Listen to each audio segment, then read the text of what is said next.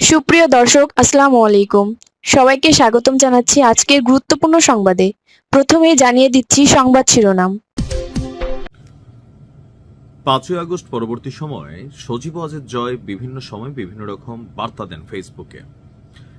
এই মুহূর্তে আমাদের বাংলাদেশের বড় দুটি দল, বাংলাদেশ আওয়ামী লীগ এবং বাংলাদেশ জাতীয়তাবাদী দল বিএনপি,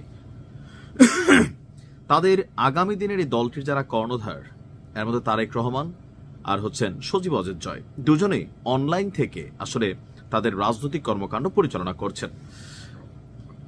আমি আজকের এই ভিডিওটা এই কারণে করলাম, সজীব ওয়াজেদ জয় গতকালকে একটা স্টেটাস দিয়েছেন।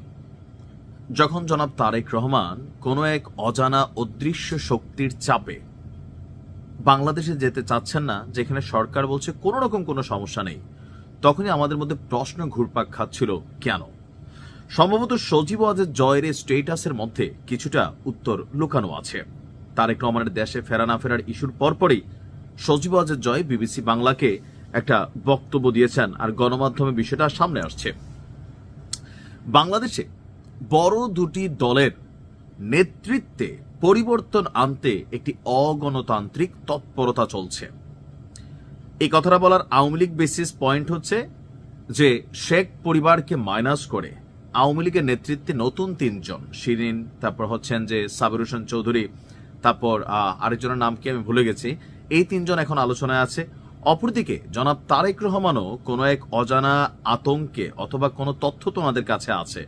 সো এই দলগুলোর নেতৃত্বে যারা, তাদেরকে মাইনাস করে কেউ কেউ বলছেন যে বিএনপির মধ্যে একটা অংশ তারা চায় না তারেক রহমান থাকুক, এবং কি বেগম খালেদা যে এই মুহূর্তে শারীরিকভাবে অসুস্থ, ওনার সাথে ওনার সন্তানেরও দূরত্ব করে রাখছে বিএনপির মধ্যে একটা টিম। তো এরকম গুলো পারসেপশন, কিন্তু আমরা এমনি দেখে তাদের মধ্যে ঐক্য আছে। কিন্তু তারেক রহমানের এই মুহূর্তে দেশে না যাওয়া কোন একটা শক্তি তো কাজ করতেছে। কি সেই শক্তি, কি সেই ভয়? তো সজীব ওয়াজেদ জয়ের স্ট্যাটাসটার মধ্যে খুবই গুরুত্বপূর্ণ অংশ হচ্ছে যে বিবিসিকে দেওয়া একান্ত সাক্ষাৎকারে তিনি বলছেন, দুই দলেরই নেতৃত্ব পরিবর্তনে বিদেশ থেকে একটা খেলা চলছে। বিদেশ এখন এরা কারা? এটা কি আমেরিকার স্টেট ডিপার্টমেন্ট, ভারতের অথবা চীনের কোনো টিম, মূলত বাংলাদেশকে নিয়ে যারা নাড়াচাড়া করেন, নাকি পাকিস্তানের কোনো এজেন্ট? আসলে কি ঘটছে? কারা চাচ্ছে মূল দুইটা দলের নেতৃত্বে পরিবর্তন আনতে? আর এখান থেকেই যত ভয় কাজ করে যাচ্ছে। তিনি আসলে পাশাপাশি বড় দল বলতে বিএনপিকে বুঝিয়েছেন। সজীব ওয়াজেদ জয় বলেন, তার পরিবারের কেউ শেখ হাসিনার পরে দলের নেতৃত্বে আসার সম্ভাবনা নেই, আর দলই এই বিষয়ে চূড়ান্ত নেবে। অর্থাৎ তিনি তার জায়গায় স্পষ্ট করে দিয়েছেন।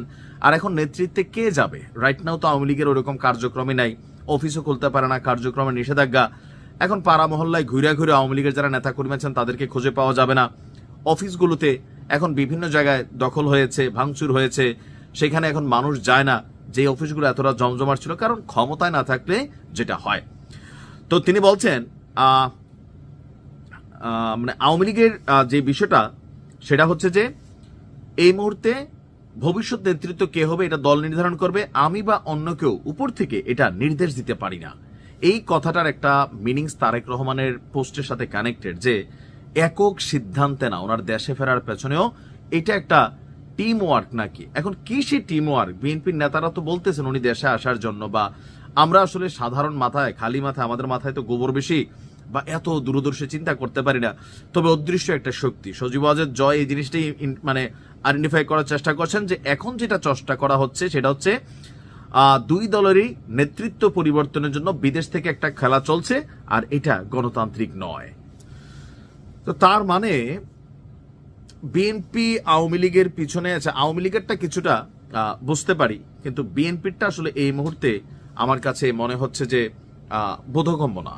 আপনি কি মনে করেন সজীব ওয়াজেদ জয়ের এই স্টেটাসের মাধ্যমে আসলে কি মিন করা হয়েছে? কোন সে শক্তি? সালাম আলাইকুম।